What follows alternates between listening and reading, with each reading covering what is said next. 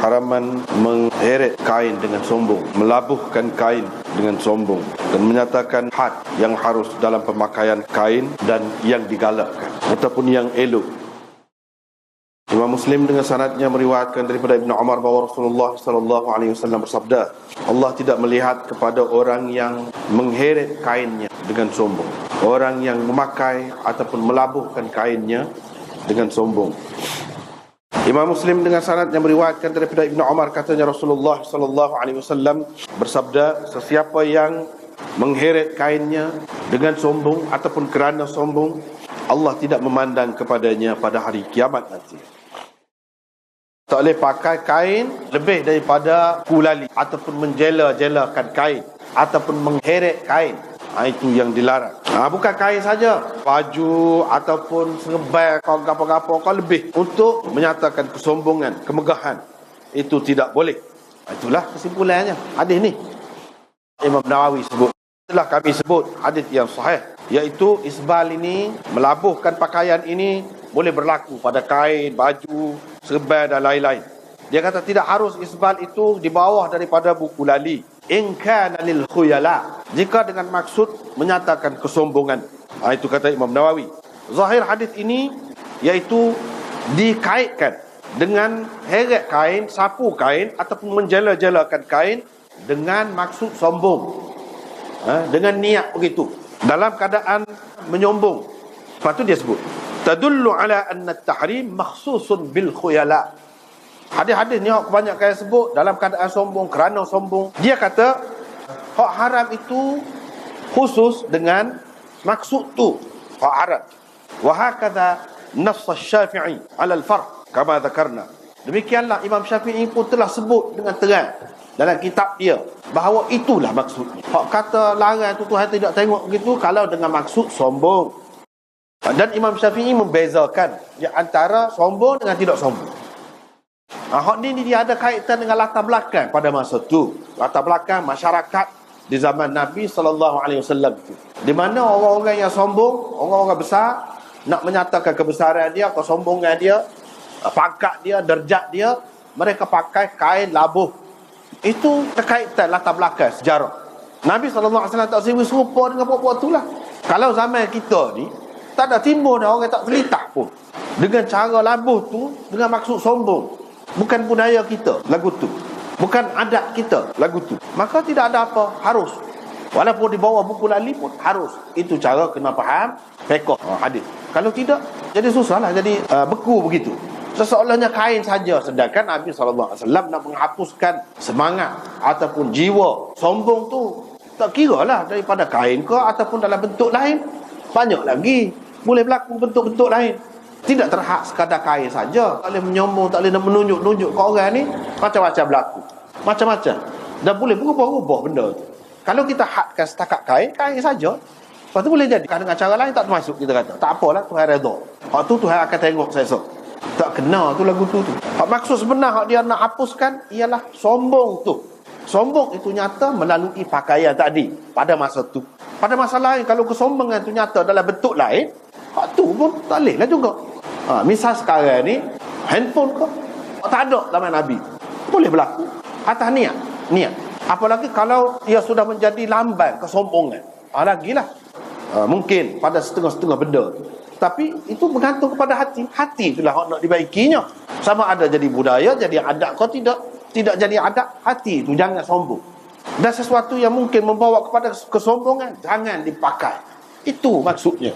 Bukan terikat dengan kain ataupun jubah semata-mata. Itulah yang dipaham oleh Imam Nawawi. Nabi SAW tak akan buat sesuatu ni dia terhad setakat sesuatu tu saja. Tidak gitu. Supalah Nabi SAW larang makan di atas meja. Tetap makan di atas meja. Kalau kita kira lagu tu zahir dia, tak boleh lah kena letak di atas lantai. Padahal tu dia ada kaitan dengan zaman tu. Latar belakang dia tu ada. Itulah sebab kita kena tahu asbabul wurud dia. Dan ada juga sahabat-sahabat yang buat pakai labuh, termasuk Sayyidina Abu Bakar sendiri, orang yang paling lebih di kalangan sahabat itu. Bila Nabi SAW duk kata lagu ni, dalam Bukhari sendiri ada sebut, Sayyidina Abu Bakar pun pergi, saya lagu mana wahai Rasulullah? Selalu labuh, sampai ke bawah buku lali, berjela-jela kain. Nabi SAW kata, lasta mimman yasna'uhu khuyala. Mu tidak. Nabi SAW yakin dah. Mu tidak buat lagu tu dengan maksud nak menyombong dah. Kalau begitu tak apa. Jelaslah tak apa. Supaya juga makan atas meja tadi, dia ada latar belakang sejarah. Zaman tu orang besar saja yang makan atas meja. Raja-raja, pembesar-pembesar, dia tu makan dengan kebesaran dia. Dan dia makan ni ada gaya dia sendiri, iaitu tidak tunduk. Apabila makan, ada betul gitu, makan gitu. Lebih nak jaga gaya lagi daripada makan. Nabi SAW larang sebab menyerupai mereka. Kalau di zaman orang tak ada fikir dah benda tu, bahawa ini lambang kesombongan, lambang kebesaran, tak ada fikir langsung. Bahkan ia suatu kemudahan, maka hukum hak larangan tu tak ada. Gitulah kena faham. Kalau tidak, susah banyak perkara. Nabi SAW tak suka sangat kepada orang-orang yang sombong, orang-orang yang megah, sehingga dia tak mau umat dia ni menyerupai mereka.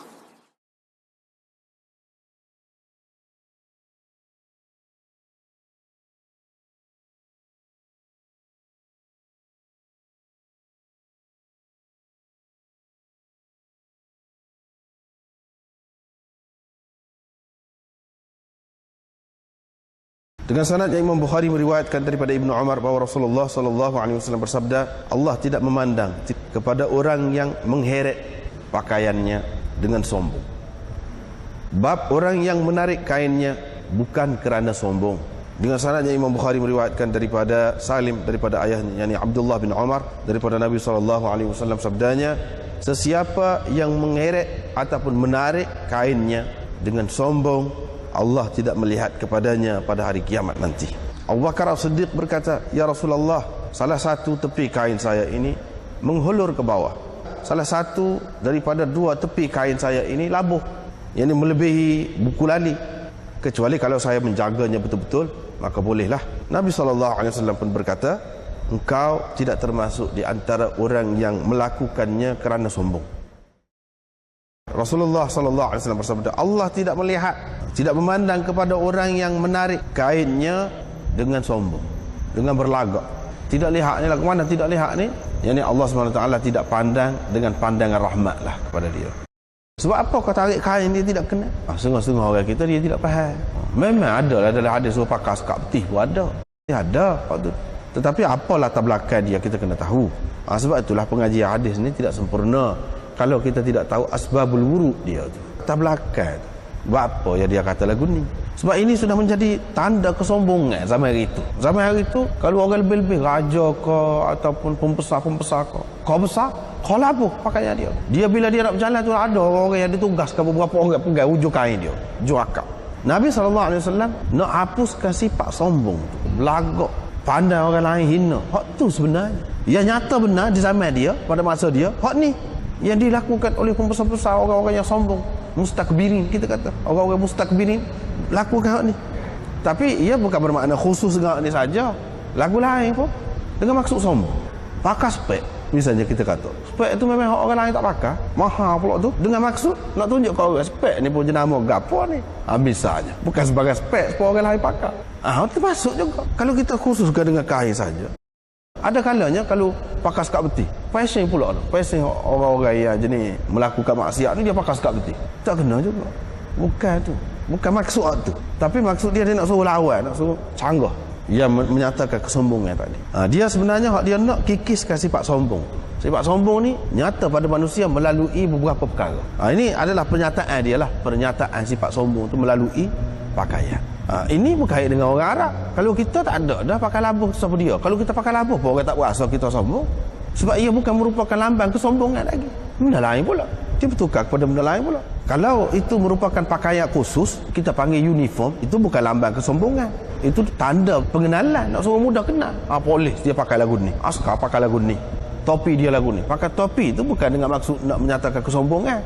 Tidak, tak mesti. Kita tak boleh kata lagi pakai tak serupa dengan orang itu sombong. Tak mesti. Uniform tidak makna sombong, serupa, nak menunjukkan keseragaman. Hak ni nak menyatakan kesombongan ni, orang lain tak boleh pakai. Tak boleh pakai lagu ni. Dia saja boleh. Dan ini kebesaran. Hak sombong saat ni hak dalam hati, pakai lagu mana pun. Pakai dalam rupa orang yang soleh sekalipun, kalau ada dalam hati dengan maksud nak sombong, nak menunjuk ke orang, tak boleh juga. Apalagi kalau dicampur dengan hak haram. Datang mahkota tadi tu, mahkota tu daripada emas misalnya. Faham nak pakai ni siapa dia? Raja lah orang nak pakai. Tak boleh. Itu sudah melampaui batas. Dah termasuk dalam sombong. Dia melampaui batas, tak boleh.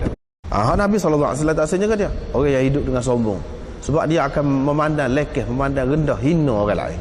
So, yang keduanya, sebenarnya orang yang sombong ni, dan jenis belagak ni, dia tak ada kerja, tak ada matlamat hidup. Dia tak ada cabaran dalam hidup. Yang ketiga sebenarnya dia sakit jiwa. Dia sakit jiwa. Sakit jiwa lah ke mana? Dia nak suruh orang pandai comel lah. Nak suruh orang tengok. Ini banyak sebab lah. Apa yang orang ni pakai pakaian lebih-lebih sangat. Dia tak ada kelebihan lain. Manusia ni dia nak suruh orang perhati dia. Nak suruh orang sebut dia. Tapi nak kata dia pandai, dia tak pandai. Nak kata dia berjasa, ada sumbangan pun tak ada sumbangan. Macam mana orang nak paling ke dia kalau ketika dia berjalan? Ini sakit jiwa orang panggil. Orang jenis-jenis ni sakit jiwa. Sama ada sakit jiwa tu nak suruh orang pandai lebih, ataupun sakit jiwa dia berasa dia kurang. Bab man jarra izarahu min ghairi khuyala. Orang yang menarik kainnya bukan kerana sombong. Sebab itu yang kita kata dah, bukan tarik kain, labuh kain tu semata-mata ia jadi haram, ia jadi Allah SWT tidak pandainya. Ia jadi tidak pandai tu kerana dia nak belagak dan kerana dia nak menyombong. Tapi kalau bukan kerana tu, kerana kebiasaan dia lebih selesa pakai begitu, dan dalam masyarakat tak ada pandai apa-apa pun, maka tak apa. Ini menunjukkan hukum ni dia tengok kepada keadaan. Dia tidak tengok pada zahir begitu saja, tengok kepada keadaan. Maka Imam Bukhari buat marilah hadis ni. Abu Bakar pun kata, ya Rasulullah, bagaimana kain saya ni labuh? Nabi SAW pun kata, kau bukan termasuk di antara orang yang pakai kerana sombong. Jelas Sayyidina Abu Bakar pakai kain labuh bukan dengan maksud nak sombong. Nabi SAW kata selalu, kau lain. Ini menunjukkan dengan maksud sombong tu tak boleh, dengan maksud berlagak tu tak boleh. Kalau saja tak apa. Ataupun dalam masyarakatnya tak terbayang pun kepada mereka ini lambang kesombongan. Tujuan dia pakai labuh ni nak suruh orang nampak lebih dia, tak terbayang pun. Apa lagi dalam masyarakat begitu, lagi boleh lah, lagi tak jadi masalah.